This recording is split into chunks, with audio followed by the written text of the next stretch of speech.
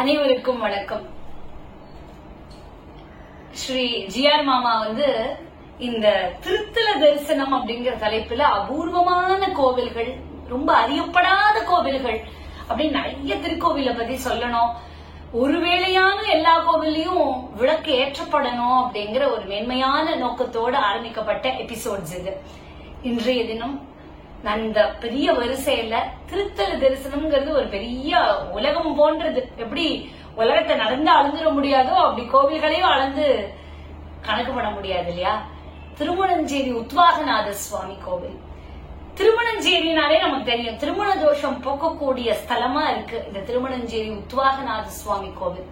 இந்த கஷேத்திரம் நாகை மாவட்டம் மயிலாடுதுறை அடுத்த குத்தாலம் நகரனுடைய வடக்கே 5 கிலோமீட்டர் தூரத்துல இருக்கு. பரமேஸ்வரனும் உமாதேவியும் பூலோக முறைப்படி அற்புதமாக திருக்கல்யாணம் செய்து கொண்ட கஷேத்திரம்ங்கிறதுனால இதுக்கு ஒரு பேரே உண்டு. என்னன்னா பூலோக கல்யாண வீடு அப்படின்னு.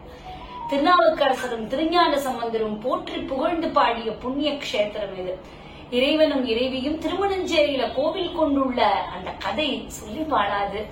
அகிலாரும் மதனார் பரமொன்றீது குயிலாறு மின்மொழியாள் ஒரு கூறாகி மயிலாறு மல்கிய சோதி மணஞ்சேரிய பயில்வானை பற்றி நின்ற கிளை பாபாமே. உமாதேவியை ஒரு பாகமாக கொண்டு இறைவன் திருவுருத்தை இருக்கிறார் இல்லையா? குயில் போன்ற இனிமையான குரலை உடைய இறைவியையும் இறைவனையும் வணங்கக்கூடியவர்களுக்கு பாவமே வராது அப்படிங்கிறார் இந்த அற்புதமான பதிகத்துல. மேலும் அடுத்தடுத்த பாடல்கள்ல திருமணஞ்சேரி இறைவனை வணங்கினால் அடியார்களுடைய எப்பேற்பட்ட வினை இருந்தாலும் அது அழிந்து நசிந்து தூள்படும் அப்படிங்கிறார். துன்பத்தை தீர்க்கும் துயரங்கள் எந்த கஷ்டங்களும் வராது, இந்த பிறவியில இன்பம் தரும் எல்லாவற்றிலும் புகழப்படுவீர்கள் அப்படிங்கிறார் நாவுக்கரச பெருமான். சரி, இந்த ஸ்தல வரலாறு என்ன சொல்கிறது இந்த கோவிலுடையதுன்னு பார்ப்போம். ஒரு நாள் கைலாசத்துல உமையம்மை சிவபெருமானிடத்துல விசித்திரமான ஒரு விண்ணப்பத்தை வச்சா, இறைவா தங்களோட பூலோக முறைப்படி கல்யாணம் பண்ணிக்கணும்னு ஆசைப்படுறேன், என் ஆணைய தயவு கூர்ந்து நிறைவேற்றணும்னு பிரார்த்தனை பண்றா. தன்னுடைய தேவியினுடைய விருப்பத்தை தீர்த்து வைக்கிறதுக்காக பெருமான் சம்மதிக்க, ஆனா கொஞ்சம் கால தாமதம் ஆச்சு. உமாதேவி சிவபெருமான்கிட்ட கொஞ்சம் அலட்சியமா நம்ம சொல்லி அவர் ஒன்னும் கேட்கவே இல்லை அப்படின்னு நடந்துக்கிறான். அந்த பொன்னார் மேனியருடைய திருவுளத்தை யாரே அறிவார்? தன்னையே நம்பி இருக்கக்கூடிய பக்தர்களிடத்திலே விளையாடுறவர் மனைவி கிட்ட விளையாட மாட்டாரா என்ன? மேற்கொண்டு விளையாட விரும்பினார். உலக நாயகியை பார்த்து சொல்றார், நீ பூலோகத்துல பசுவா அவதாரம் பண்ணி வாழக்கடவா அப்படின்னு சாபம் கொடுத்தார். என் அலட்சியம் பண்ணிட்டான். தேவதேவனுடைய திருவாக்கு சடால்னு பலிக்க அம்பிகை பூமியில பசு உருவத்துல வலம் வரா. தேரெழுந்தூர்ல அம்பிகை பசுவாகி கோமல்ல உலாவரா. பரம்பொருளத்துல அலட்சியமா நடந்தது தவறுன்னு நினைத்து மனம் வருகிறா. பசு வடிவத்துல தனித்து உலாவி காடுகள்ல உள்ள சிவலிங்கங்களின் மீது பால சொரிந்து வர. இதனால் சிவபெருமானுக்கு மனசு குளிர்ந்து போச்சு. பெருமான் திருவாவடுதுறையில பசுவுக்கு முக்தி கொடுத்தார்.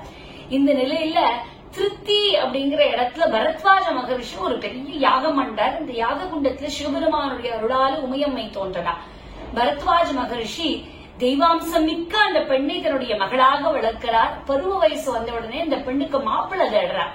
அப்ப இறைவனே முன்னாடி தோன்றி சொல்றார், முனிவரே, அந்த யாக குண்டத்துல தோன்றியது உமாதேவி தான், அவரை மனம் முடிக்க நானே வரேன். ஆனா உன்னுடைய பொண்ணுக்கு எப்படியெல்லாம் கல்யாண சடங்கு பண்ணுவியோ அதே போல இந்த கல்யாணத்தையும் நீ நடத்தணுங்கிறார். பெருமான் சொன்னபடியே திருமணத்துக்கான கங்கண தாரணமும் மங்கள ஸ்நானமும் திருவேள்விக்குடியில பண்றார். அதுக்கப்புறம் பாலகி ஸ்தாபனம் திருமுலைப்பால்ல சிறப்பா பண்றார். அதுக்கப்புறம் உமாதேவியை அழைத்து கொண்டு இறைவனை தேடி கிளம்புறார். ஒரு இடத்துல இறைவனை இவர்களை எதிர்கொள்றார். இதனால்தான் இந்த இடத்துக்கே பேரு எதிர்கொள்பாடி அப்படிங்கிற ஊர். அங்க இருந்து மாப்பிள்ளையான சிவபெருமான அழைத்து சென்றார் பரத்வாஜ மகரிஷி. எங்க வரார்? திருமணஞ்சேரியில் நடைபெற இருக்கும் கல்யாணத்துக்கு. சப்த சாகரங்களும் மாலையா மாறி வந்துதான்.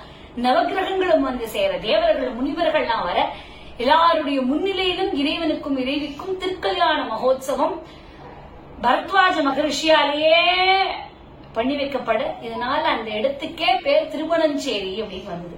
திருக்கல்யாண கோலம் கொண்ட பரமேஸ்வரன் கல்யாண சுந்தரராக எழுந்தருளி தன்னை நாடி வருவோருக்கு அருளாசி புரிய அம்பிகை எவ்வாறு தான் விரும்பினவாறு கல்யாணம் பண்ணினாலோ அப்படி தன்னுடைய நாயகனாம் பெருமான் வணங்குவோருக்கு அவருடைய இஷ்டப்படி திருவருள் பொழிவாருங்கிறது ஐதீகம். இந்த கோவில்ல மூலஸ்தானத்துல உத்வாகநாதர் மணமகனாகவும் இறைவி கோகிலாம்பாள் மணமகளாகவும் இருக்கா.